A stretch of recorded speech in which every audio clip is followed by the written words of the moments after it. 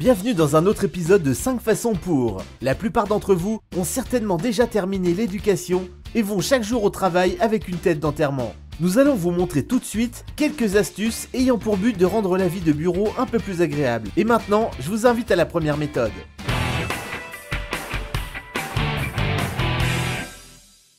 Plus il y a de monde dans un bureau, plus c'est difficile d'y garder l'ordre. Je vais vous montrer un gadget qui va vous aider à maîtriser le chaos sur les bureaux, tout en divertissant quelque peu vos collègues. Regardez, tout d'abord, je découpe un panneau dans du contreplaqué. Ensuite, je le peins avec de la peinture blanche en spray, tandis que le pied et le support seront en noir. Sur le panneau, je colle un rectangle de ruban noir. Maintenant, j'assemble tous les éléments. Il ne me reste qu'à placer une corbeille sur le pied. Bien qu'une boule de papier ne tombe pas toujours à l'intérieur, après un coup raté, tout le monde prendra soin de l'y remettre. Et un peu de compétition ou de divertissement fait toujours du bien dans un bureau. Attention!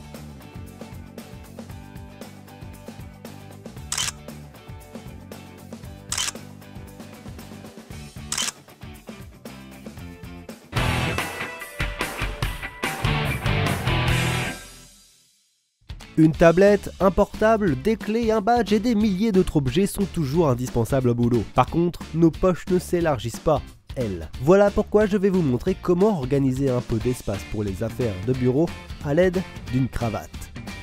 Pour commencer, je découpe un morceau de tissu thermocollant en forme de pochette que je place près du bout de ma cravate.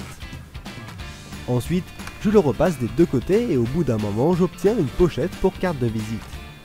Vous pouvez acheter du tissu thermocollant dans tous les magasins de passementerie, mais si vous savez coudre, faites-en bon usage. De la même façon, je fais encore deux pochettes, cette fois pour un stylo et une clé USB. Désormais, votre cravate deviendra fonctionnelle et les trucs les plus importants seront toujours à portée de main.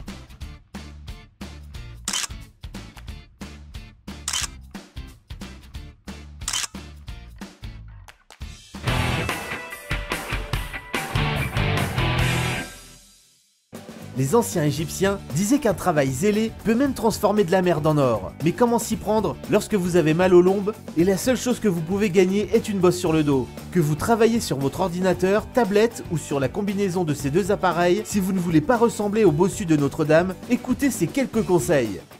Premièrement, primo, asseyez-vous confortablement dans un fauteuil et prenez soin d'avoir un appui lombaire. Si votre fauteuil n'est pas profilé, utilisez un petit coussin.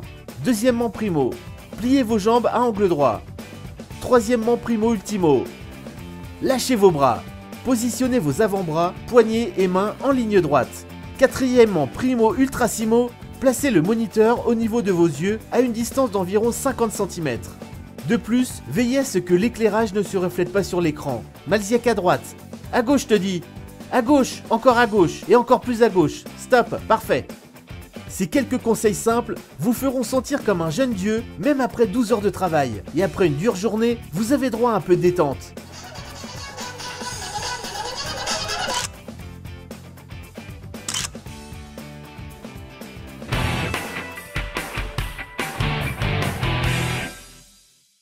Une ambiance d'enterrement au travail n'a sûrement pas d'effet positif sur nos résultats. Si vous mourrez d'ennui dans votre bureau, je vais vous montrer un tour à jouer à vos copains. Regardez.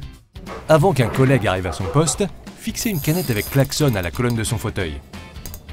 Bien sûr, vous devez le faire de manière à ce que le piège soit discret. Pour réussir votre diablerie, il vaut mieux cacher une caméra dans un endroit secret.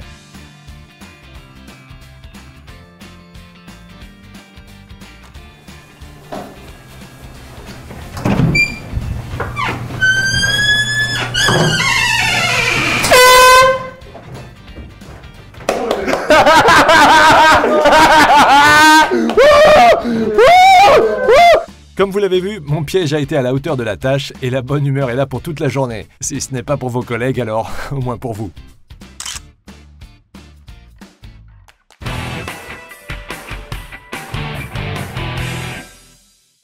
Beaucoup de gens vont à leur boulot à pied, donc le mal aux jambes ne doit pas vous étonner. Pour leur donner un peu de répit, je vais vous montrer comment faire un mini hamac à suspendre sur le tablier d'un bureau. Tout d'abord, je coupe la jambe d'un vieux pantalon. Ensuite, j'ourle les bords du matériau de sorte à former des poches pour les barres. Maintenant, je perce les extrémités et j'enfile une corde à travers. Il ne me reste plus qu'à fixer les crochets sous le bureau et à suspendre notre hamac.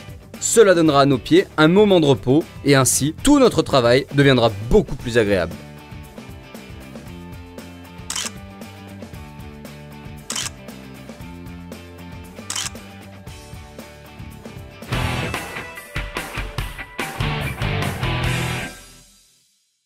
J'espère que nos trucs et astuces vous seront utiles dans votre bureau. Si vous désirez être au courant de nos vidéos, n'oubliez pas de souscrire à notre chaîne. Au revoir!